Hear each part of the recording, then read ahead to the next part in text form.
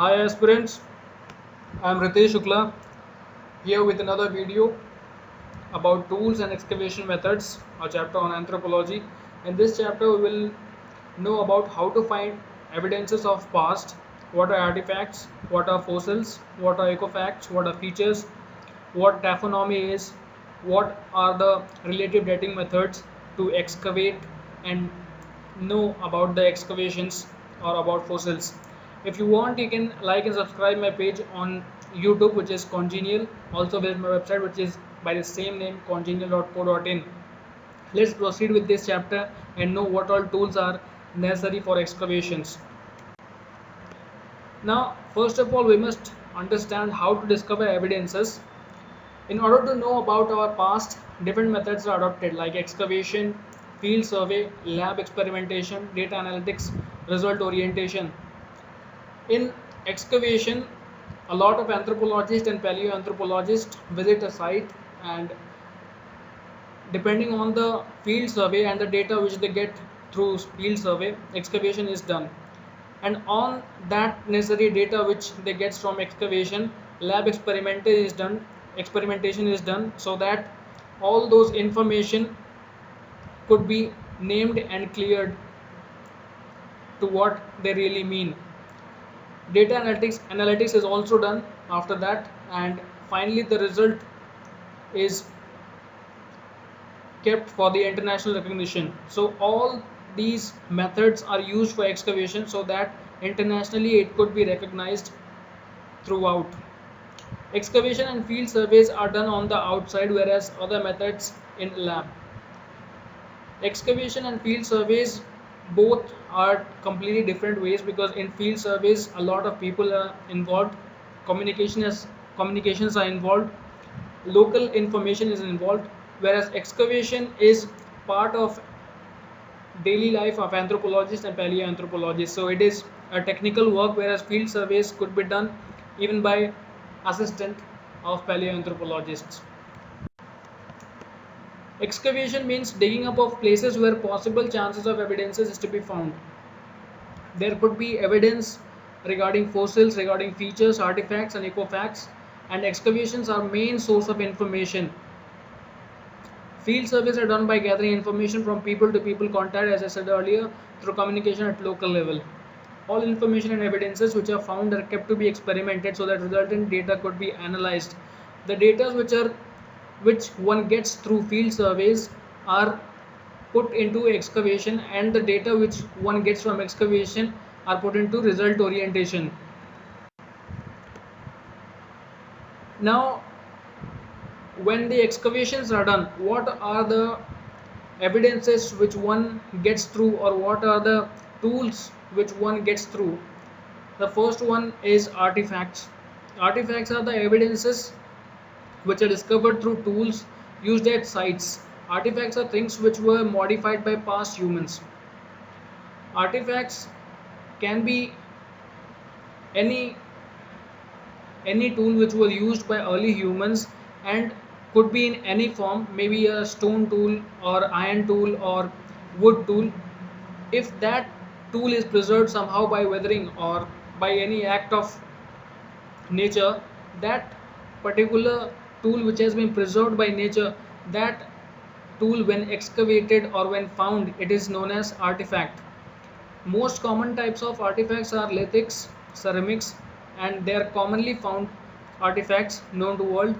Lithics are actually stone tools which may be used by the early humans for hunting or making pots or for sharpening tools. Ceramics, whereas, are baked clay pots which are made up of wood artifacts and glasses also, and they are used for storage and cooking and butchering tools. So lithics are stone tools used by early humans for grinding, cutting, polishing and hunting. Ceramics are pots made up of baked clay, also wood artifacts, glasses made of wood used for storage, cooking, butchering tools.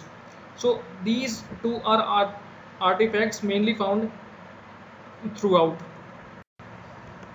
Now, About fossils, fossils are decay remains of living, non-living things which get trapped and preserved for long due to weathering and other processes which occur in long time period on Earth. Fossils can be anything, can also be tools which can be found from a metamorphic rock.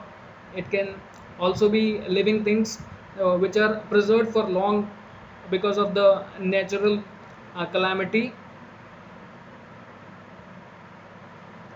Skeletal remains of animals are composed of inorganic mineral salts and they remain for long time. So fossils could be found in earth crust. Now about eco facts, somewhat similar to artifact but pretty much different because ecofacts are objects which have been affected by humans. They are not modified but affected by humans. Ecofacts mainly are discovered because of many resemblances which occur during human living. Say for example, a lot of people have gathered at one place and also animals are there. Say for example, cockroaches or squirrels definitely gather around people and somehow try to take advantage of the condition in which human lives. So all the changes which are made because of those animals and also about the also because of the human beings, the changes which are brought by them are excavated, and those excavations when are found are known as ecofacts. Because the surrounding things present nearby human changes occur, these changes are referred as ecofacts, as I was stating. About features. Features are impressions which are found in fields or sites where excavation work is going on. It is not of living things but could have occurred because of their appearance. Features are some places where a thing has happened or had happened.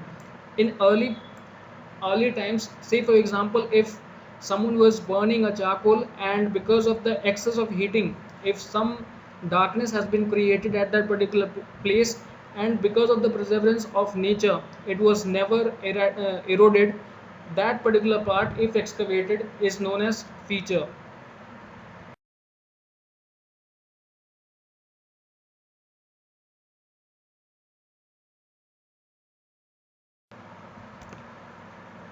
Now about how sites are created. Gathering information through people to people contact is best possible way for excavation.